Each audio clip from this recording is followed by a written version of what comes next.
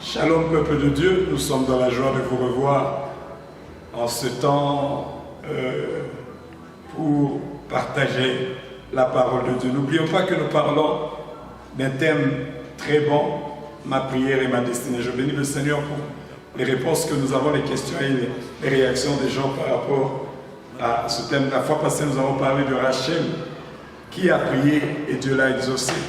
Dieu lui a donné et elle a dit que Dieu ajoute. Et sa prière, c'était d'avoir un enfant. Sa deuxième prière, que Dieu ajoute. Et Dieu a ajouté Benjamin. C'est pour dire que, bien aimé, la prière est ce qu'il nous faut. Mais aujourd'hui, j'aimerais parler du nerf du cœur de notre message. Nous allons prendre le combat d'Israël et d'Amalek. Nous sommes toujours avec le patriarche Moïse. Nous sommes dans le livre d'Exode. La Bible nous dit dans le chapitre 17, le verset 8, Amalek vint combattre Israël à Réphidim. Alors Moïse dit à Josué, choisis-nous des hommes, sors et combat Amalek. Demain je me tiendrai sur le sommet de la colline, la verge de Dieu dans ma main. Josué fit ce que lui avait dit Moïse pour combattre Amalek. Et Moïse, Aaron et Hur montèrent au sommet de la colline. Lorsque Moïse élevait sa main, Israël était le plus fort. Et lorsqu'il baissait sa main, Amalek était le plus fort. Les mains de Moïse étant fatiguées, ils prirent une pierre qu'ils placèrent sous lui et il s'assit dessus. Aaron et Hur soutenant ses mains, l'un d'un côté, l'autre de l'autre. Et ses mains restèrent fermes jusqu'au coucher du soleil. Et Josué vainquit Amalek et son peuple au tranchant de l'épée. Bien-aimés, ici, nous voulons comprendre une autre notion. Toujours dans la prière qui change la destinée. L'autre, nous avons dit, la prière, nous avions défini comme une négociation, comme une lutte. Ici, la prière, c'est ce qui donne la victoire et qui maintient la victoire. Vous devez savoir, ici, il y a trois acteurs. Il y a Amalek qui vient combattre Israël. Dans Deutéronome, on dit que Amalek, la méchanceté d'Amalek, c'est qu'ils sont venus combattre Israël par derrière. C'est-à-dire Israël allait vers la terre promise, mais Amalek est venu faire une embuscade derrière.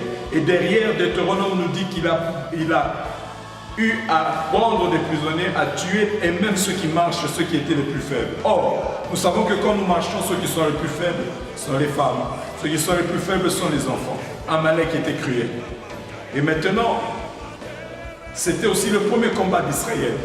Israël n'avait pas une armée organisée. Mais sur le champ, Moïse dit à Josué, prends pour toi des hommes, choisis-nous des hommes, sors et combat Amalek. Le seul critère pour combattre Amalek à ce moment-là, c'était choisis-nous des hommes. Des hommes. C'était que ce soit des hommes, c'est tout. Que ce soit des hommes, c'est-à-dire des gens qui peuvent combattre. Des gens qui ont le courage de combattre, c'est tout. Ne choisis pas des hommes qui sont des techniciens. Non, choisis des hommes et va combattre Amalek. Et moi, j'aurai la verge de Dieu dans la main.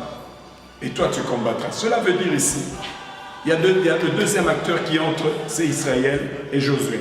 Josué est l'armée. Le troisième acteur, c'est Moïse. Regardez bien ce combat. Ce combat est sur deux fronts. C'est-à-dire sur le plan, ici, dans la vallée et dans la montagne. C'est ça la prière.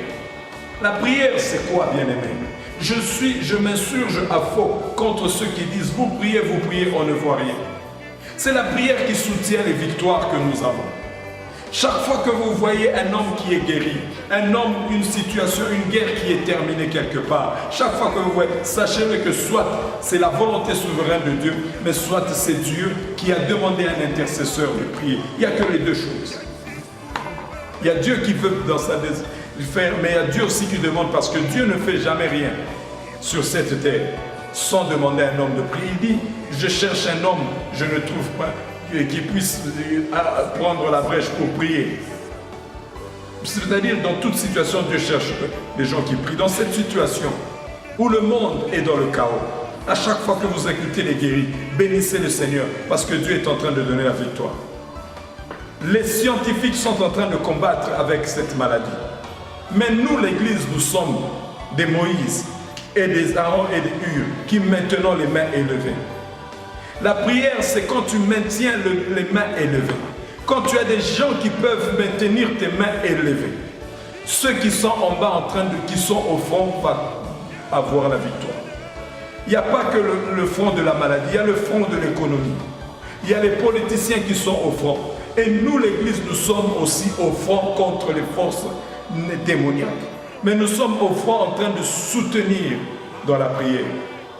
On ne dise pas que l'Église est en train de rien faire. L'Église d'abord doit faire ce pour lequel elle est appelée. La Bible dit, je bâtirai mon Église et les portes du séjour de mort ne prévaudront point. C'est ça le rôle de l'Église. L'Église, c'est l'Église qui doit combattre les forces des ténèbres. C'est l'Église qui doit donner la victoire à l'humanité. C'est ça le rôle de l'Église. L'Église ne doit pas se taire et l'Église est en train de soutenir. La Bible dit, quand Aaron et Hur ont vu que les mains de Moïse étaient élevées, ils l'ont soutenu. Je prie qu'il y ait des gens qui puissent soutenir l'Église, afin que les pasteurs, afin que les frères et les sœurs, que l'Église maintienne ses mains élevées. Que vous puissiez soutenir matériellement, financièrement, afin que l'Église puisse avoir toujours les mains levées, en train d'implorer la miséricorde de Dieu, en train d'implorer la faveur de Dieu, et que nous puissions avoir la victoire. J'aimerais dire à quelqu'un, le temps de ta victoire, ce n'est pas demain, c'est maintenant. Parce que maintenant, nous allons prier, afin que tu puisses vaincre cette situation qui est venue à l'improviste.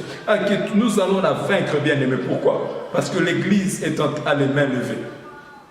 Cette pandémie, ça va entrer dans l'histoire. Nous allons la vaincre parce que nous avons nos mains élevées.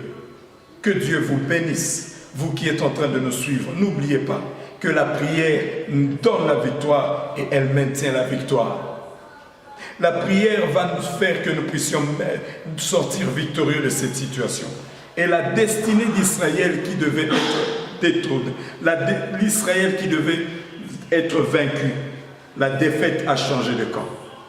Oh, je prie que maintenant la victoire puisse changer de camp.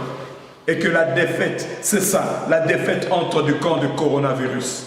Et que dans notre camp des humains, dans notre camp du peuple de Dieu, que nous puissions avoir la victoire. J'aimerais dire à quelqu'un, la victoire est ton partage.